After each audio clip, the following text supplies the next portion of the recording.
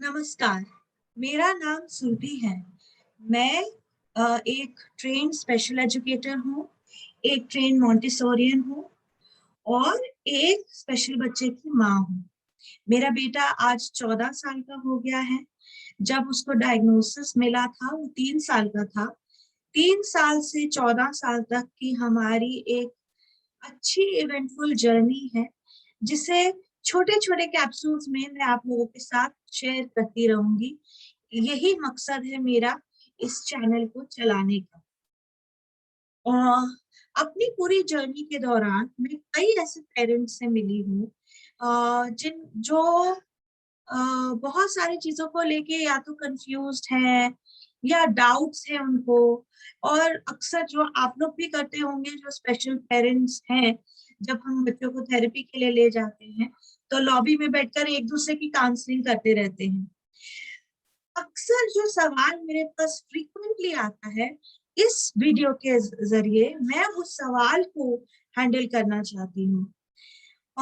जब भी कोई एडोलेसेंट एज के बच्चों के लिए वर्कशॉप्स अटेंड करता है, या जैसे कि how to manage your teenager with autism, या फिर how to prepare children for adulthood, इस तरह की कई वर्कशॉप्स में एक बात अक्सर पाई जाती है, और वो ये है कि इन बच्चों की वोकेशनल ट्रेनिंग 11-12 साल की उम्र से शुरू कर देनी चाहिए।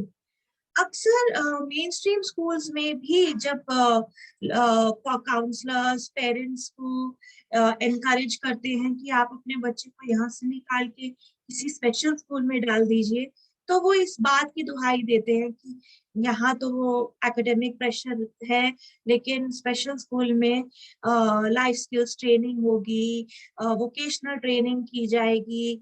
तो ये सारी बातें आती हैं। पेरेंट्स यहाँ पे आकर कंफ्यूज हो जाते हैं। क्यों? क्योंकि हम लोगों को वोकेशनल ट्रेनिंग का मतलब एक ही समझ आता है कि बच्चा कोई एंड प्रोडक्ट बनाएगा जिसके बदले में उसको पैसे मिलेंगे, या कोई सर्विस करना सीखेगा जिसके बदले में उसको पैसे मिलेंगे। मिसाल के तौर पे दिया बनाएगा, कैंडल बनाएगा, बास्केट बनाएगा, स्टेशनरी आइटम्स बनाएगा, कुकीज बनाएगा, या फिर वो क्या कहते हैं, सर्विंग में, मतलब होटल इंडस्ट्री में उस तरह के जॉब्स के लिए तैयार किया जाएगा, उसको हाउसकीपिंग के लिए तैयार किया जाएगा, या फिर उसको personal assistant, teaching assistant, secretary, इस तरह के काम के लिए, अटेंडेंट के काम के लिए तैयार किया जाएगा।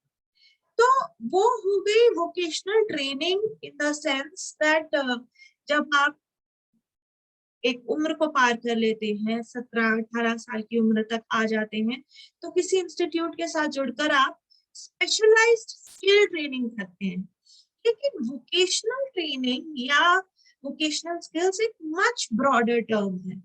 जब भी इसकी बात होती है, जब ये कहा जाता है कि 11 साल की उम्र से वोकेशनल ट्रेनिंग शुरू कर दीजिए, उसका मतलब होता है कि हम एज पेरेंट्स बच्चों को 9, 10, 11 साल की उम्र से ही ओरिएंट करना शुरू कर दें कि उनको जीवन में आगे चलकर अपना जीवन खुद चलाना कैसे है।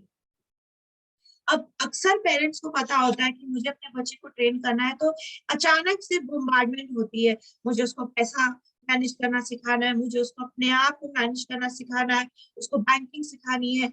बहुत सारे डोमेन्स होते हैं वोकेशनल स्किल्स के, लेकिन उनको sequence wise one by one करके कैसे सिखाया जाए, वहां जाकर अक्सर पेरेंट्स कंफ्यूज हो जाते हैं। क्योंकि इतना कुछ है, जब हम एडल्ट बन चुके हैं, हमारी नजर से देखें तो इतना कुछ है सिखाने के लिए, लेकिन उसको स्टेप बाय स्टेप कैसे सिखाया जाए, वहां मैं आपसे अपना अनुभव शेयर करती हूँ, और आपको बताती हूँ कि मैंने क्या अप्रोच फॉलो की और मैं क्या पेरेंट्स को रेकमेंड करती हूँ। अगर आपको ये अप्रोच फ्रूटफुल लगती है, आपके काम आती है, तो मेरी आपसे विनती रहेगी, प्लीज मेरे वीडियो को लाइक, शेयर और सब्सक्राइब कीजिएगा। और साथ के साथ अगर आपको कुछ मेरी बातों में पॉजिटिव लगता है, कुछ इंस्पायरिंग लगता है, कुछ मोटिवेटिंग लगता है, तो प्लीज कमेंट डाल के मेरा हौसला जरूर बढ़ाइएगा। तो सबसे पहले प्री वोकेशनल स्किल्स के ऊपर बात करते हैं। वोकेशनल स्किल्स से भी पहले 7, 8, 9, 10 depending on your child's ability, आपके बच्चे की क्षमता के अनुसार 7, 8, 9 और 10 इन 4 सालों में आप उसको प्री वोकेशनल स्किल्स के लिए तैयार कर सकते हैं। अब प्री वोकेशनल स्किल्स में सबसे पहला पायदान क्या होता है? सबसे पहला पायदान होता है सेल्फ हेल्प। सेल्फ हेल्प की ट्रेनिंग हम बच्चे को 3 साल की उम्र से ही देते रहते हैं। आप जिस भी थेरेपिस्ट के पास या एजुकेटर के पास जाते हैं, ऑक्यूपेशनल थेरेपिस्ट के पास जाते हैं, सब आपको सेल्फ हेल्प स्किल्स के ऊपर काम करने के लिए या तो गाइड करेंगे या वो ऑलरेडी उस पर काम कर रहे होंगे। तो सेल्फ हेल्प स्किल्स में क्या आता है? सबसे पहली चीज क्या आती है? सेल्फ फीडिंग, कि खाना अपना खुद खाना आता हो, अपनी भूख का एहसास उससे हो, कितना खाना लेना है कितना नहीं लेना है, वो क्वांटिटी का एहसास उसको होना चाहिए। दूसरी चीज क्या? Personal hygiene. पर्सनल हाइजीन मतलब खाने से पहले हाथ धोना, खाते वक्त मेस क्रिएट नहीं करना, इन जनरल अपने आप को साफ रखना, मेसी नहीं लगना, ये हो गई दूसरी चीज। और तीसरी चीज सेल्फ हेल्प स्किल में होती है, of course it comes earlier, but ये मैं बस ऐसे ही बता रही हूँ, टॉयलेटिंग, बेदिंग, इस सब में इंडिपेंडेंट होना। अगर आपका बच्चा 7 साल की उम्र तक इस सब में इंडिपेंडेंट नहीं है, तो आपका पहला कर्तव्य है between 7 till 9 keep your targets on a wider spectrum, in the sense कि don't be in a rush to achieve anything because then you get hyper. आप अगर किसी भी काम को जल्दबाजी में करने की कोशिश करते हैं तो अक्सर आप घबरा जाते हैं। तो मैं कहती हूँ आप एक 7 to 9 का विंडो रखिए। 7 years to 9 years के बीच में वो self bathing, self cleaning, self feeding और पर्सनल ग्रूमिंग और हाइजीन पर ध्यान देने लगे। सुबह उठ के अपने बाल खुद कंघी करे, चेहरे पर अगर फेस पे ड्राइनेस है, ये एहसास कि you are getting chapped skin, wear cream, cream लगाओ। मेरा बेटा टीनेजर है तो उसके यहाँ पे बहुत सारे ऑफ कोर्स एक्ने होने लगे, टीनेज एक्ने, तो मैंने उसको एलोवेरा जेल दिया। मैंने कहा औषध रात को यहाँ पे लगा के सोया करो, तो वो बहुत खुश रहता है। अब टीनेज है, बच्चे बड़े होते हैं, बड़ी होने लगता है, मैंने एक बॉडी मिस्ट बना के उसको दे दिया। स्कूल जाने से पहले और सनशाइन थेरेपी जाने से पहले आप बॉडी मिस्ट लगाओ। फिर उसको वैलिडेट करना, जैसे वो तैयार होके आया, wow you are smelling so nice, have you put something special? तो फिर वो बोलेगा हाँ मैंने बॉडी मिस्ट लगाया, मैंने क्रीम लगाई, मैंने जेल लगाया। ये सब बातें उनको ओरिएंट करती हैं टुवर्ड्स पर्सनल ग्रूमिंग। तो आपको पहला पायदान समझ आ गया। पहला पायदान है सेल्फ केयर। सेल्फ केयर में क्या आता है? Self grooming, self feeding, self bathing, toileting and personal grooming and hygiene. ये पायदान आप 7 to 9 में अचीव करना शुरू कर देते हैं और एक लिस्ट बना के चेक करते जाइए। टॉयलेटिंग हो गया, फीडिंग हो गया, अच्छे तो ये हो गया, ऐसे करके आपने किया। दूसरा सेकंड पायदान क्या आता है? सेकंड पायदान होता है understanding and expressing distress, understanding and expressing anxiety, grief, happiness, and understanding basic expressions. क्योंकि ये सब वोकेशनल स्किल्स का हिस्सा है। अगर आप तकलीफ में हैं और आपको कुछ काम करना पड़ रहा है, आपको पास में बैठना पड़ रहा है, आप नहीं बता पा रहे हैं कि आप तकलीफ में हैं, तो फिर टीचर को भी नहीं पता चलेगा। और आप बहुत खुश हैं, आपने कोई काम किया और आप उससे खुश हैं और आपने अगर अपने पेरेंट को नहीं बताया कि आप खुश हैं, तो पेरेंट को कैसे पता चलेगा कि ये एक्टिविटी रिपीट करनी है? तो ये सिखाया कैसे जाए? तो सबसे पहले तो सिखाने का तरीका होता है modelling. when your child is in pain, when he is young, जब बच्चे डिस्ट्रेस में होते हैं, कॉन्स्टिपेटेड है, पेट दर्द है, कोई तो उनकी बॉडी में सिग्नल्स आते हैं, जकड़न होती है, फेस पर एक्सप्रेशंस बदलते हैं, जो मदर पकड़ लेती है, फिर वो उनको लैंग्वेज देती है. Are you feeling pain? Is it hurting? Like my son says shock. तो बचपन से शॉक लगना कहता है, शॉक लग गई. तो अभी तक भी वो यही कहता है. मैं पूछती हूँ जैसे नाखून काटा तो अगर गलती से ज्यादा कट गया तो मम्मी शॉक लग गई है, खून निकल रहा है. तो वो बताना उसको जरूरी है, ये आपको करना बहुत जरूरी है. Are you feeling happy? Does that make you happy? जब वो किसी चीज को देखकर खिलखिलाकर हंसता है, you say, oh, so you're feeling happy. You don't ask, you don't keep questioning them, you don't keep saying, what are you feeling? Are you feeling happy? Is this happiness? Tell me what you know. You have to give them a narrative. आपको उनको एक भाषा देनी है.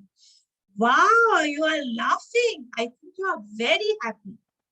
तो आपने उसको happy सिखाया, फिर आपने उसको डिस्ट्रेस सिखाया, जो आपके लिए इजियर है बताना, जिसमें आपकी एक्सेस ज्यादा है. कई बच्चे, जैसे मेरा बेटा छोटा था तो कॉन्स्टिपेटेड ज्यादा रहता था, उसकी वजह से वो तकलीफ में ज्यादा रहता था. So I had unfortunately it was the language of distress that he learned first. Then he started to discover happiness. Then he learned the language of happiness. Now he is learning the language of disappointment, anger, upset. जब मैं upset होती हूँ तो मेरे चेहरे के expressions बदलते हैं. वो एक्सप्रेशन देखकर उसको समझ आने लग गया है कि ये मम्मी अपसेट है. कहीं पर भी वो काम करेगा, उसका कोई पोजीशन ऑफ अथॉरिटी होगा. There will be somebody who will be in the position of authority. अगर वो अपनी पोजीशन ऑफ अथॉरिटी के नॉन वर्बल क्यूज नहीं पढ़ पाएगा तो फिर वो कैसे आगे काम करेगा. तो ये आपका दूसरा पायदान है जो आपको 7, 8, 9 की उम्र से क्योंकि लॉन्ग टर्म है, इसलिए हम जल्दी शुरू कर देते हैं, क्योंकि एक्सप्रेशन इतने सटल और डिटेल्ड होते हैं.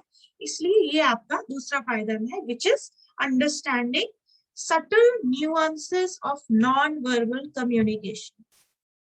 अब तीसरा आता है concrete vocation.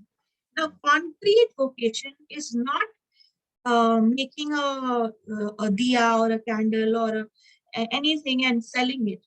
Concrete vocation is to prepare yourself for independence. So, सबसे पहली चीज होती है wearing your own clothes, selecting your own clothes. आपने अपने बच्चे को अपने कपड़े खुद चुनना सिखाया कि वो आज ब्लू पहनेगा, कल ग्रीन. शुरुआत में ये सब करना पड़ेगा, क्योंकि हमारे बच्चों के साथ क्या होता है, वो ब्लैक उनका फेवरेट कलर है, तो रोज ब्लैक कपड़े होते हैं. आज वीक आया तो फिर से हर दूसरे दिन आप देख रहे हो वही पहना हुआ है उसने.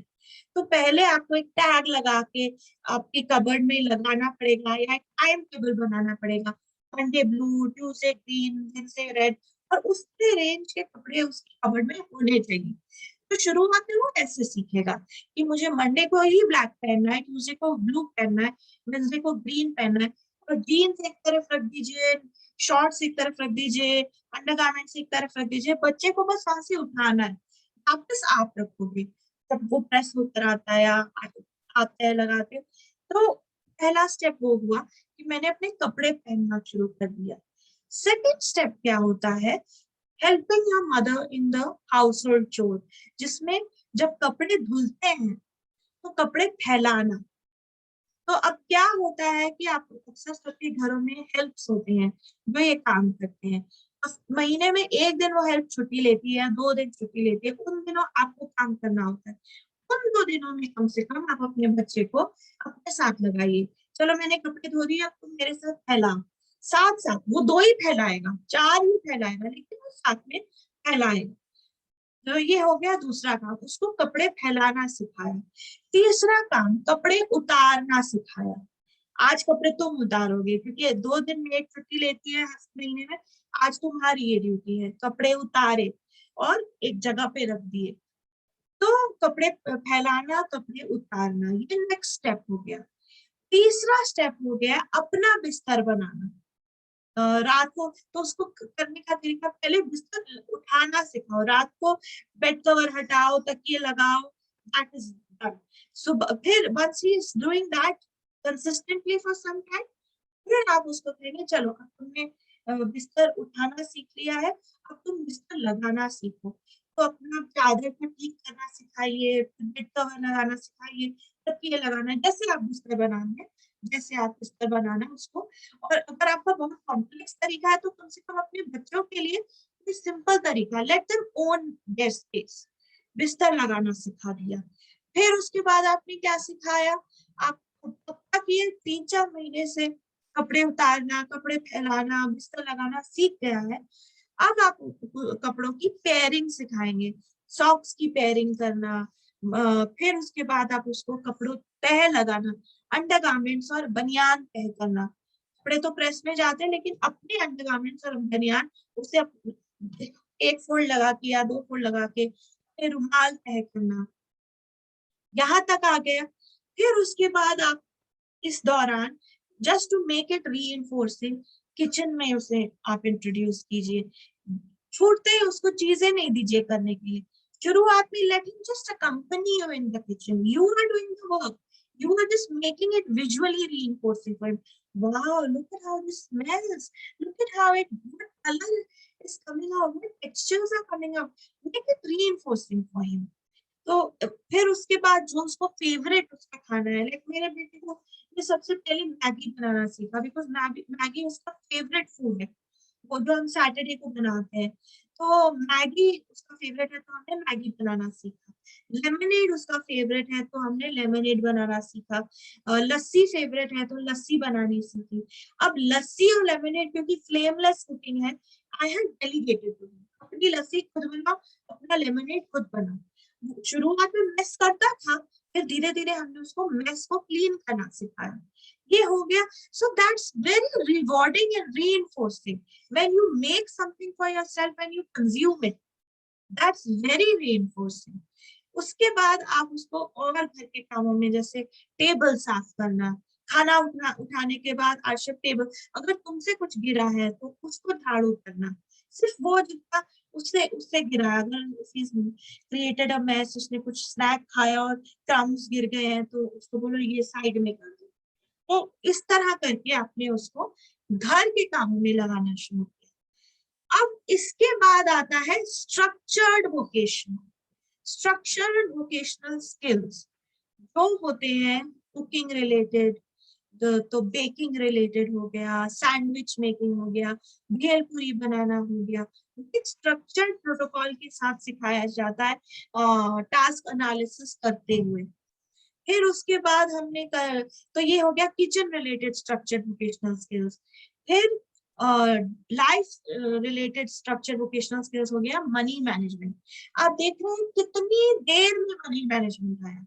मनी मैनेजमेंट में भी सबसे पहले स्कूल में अगर वो कैफेटेरिया जाता है तो सिर्फ उसको 60 रुपए दीजिए, तुम्हें कैफेटेरिया में कितने पैसे लगेंगे, तो 60 रुपए। 60 कैसे बनता है, एक 50 का नोट, एक 10 का नोट, या फिर 20-20 के 3 नोट, या फिर 10 रुपए के 6 नोट। कितनी मैथ सिखाई है उसको पैसे के मामले में। एक बार वो इसको मास्टर कर ले, फिर जो भी उसका फेवरेट ट्रीट है, मेरे बेटे की फेवरेट ट्रीट है binge, he loves to go to Binge bakery and he has a standard order कि मुझे एक चॉकलेट ट्रूफल पेस्ट्री खरीदनी है, एक पैटी खरीदनी है। तो मेरा नेक्स्ट फाइनेंशियल गोल होगा उसको बताना कि पेस्ट्री कितने की आती है, पैटी कितने की आती है, तुम्हारा टोटल बिल कितने का बनता है, तो तुमको कितने पैसे चाहिए वहां जाने के लिए। तो वो मांगो तुम मुझसे, मम्मी मुझे आपसे 300 रुपए चाहिए क्योंकि मुझे बिंज जाना। फिर बिंज में वो 300 रुपए देकर अपना सामान खरीदो। Once he does that, then gradually you introduce him to the concept of ATM and cards. You don't give them to him. You show him when you are making a payment. You say, आज mummy ने cash से पे किया कि card से, तो card से पे किया। कि करते करते 15-16 साल तक धीरे धीरे उसके दिमाग में मनी मैनेजमेंट आएगा। ठीक है, ऐसे करके आप उसको वहां ले जाते हैं जहां पर आप स्पेशलाइज स्किल्स सिखा सकते हैं। तो आज के लिए मैंने काफी सारे टॉपिक्स को कवर किया है to get started with vocational skills. That has to happen at the age of 8, 9, 10, 11.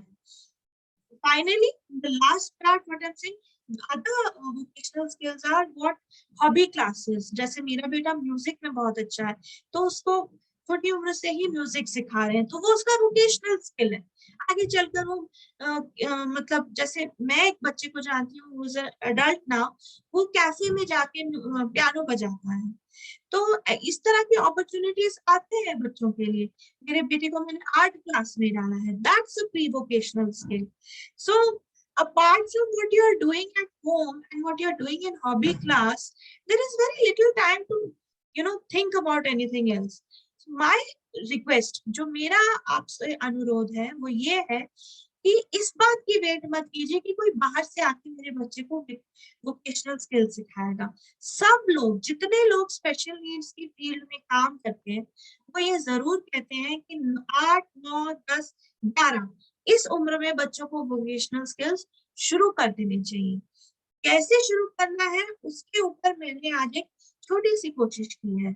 मेरी कोशिश अगर आप लोगों को किसी तरह से भी यूजफुल लगे तो जरूर कमेंट कीजिएगा, जरूर मेरा वीडियो शेयर कीजिएगा, लाइक कीजिएगा, सब्सक्राइब कीजिएगा। मैं ऐसे ही वीडियोस लेके आगे आती रहूंगी। अक्सर पेरेंट्स मुझे अप्रोच करके बताते, अपने सवाल पूछते हैं। अगर आपका भी कोई स्पेशलाइज्ड टॉपिक है जिस पे आपको वीडियो चाहिए, आप मुझे बताइए कमेंट में, और मैं उस पर वीडियो आपको बना के दूंगी। जितनी मेरी जानकारी और मेरा तजुर्बा रहा है as a special need parent, उतना तो मैं आप लोगों के लिए जरूर करूंगी। उम्मीद करती हूँ मेरे इस छोटी सी कोशिश ने आपको थोड़ी बहुत मदद की होगी, और अगर ऐसा हो तो जरूर हम लोगों को शुभकामनाएं दीजिएगा। और आप लोगों का भी ईश्वर करे कि आप लोगों के लिए भी सब अच्छा हो और हर बच्चे को सक्सेस मिले। इसके साथ मैं अब विदा लेती हूँ। नमस्कार।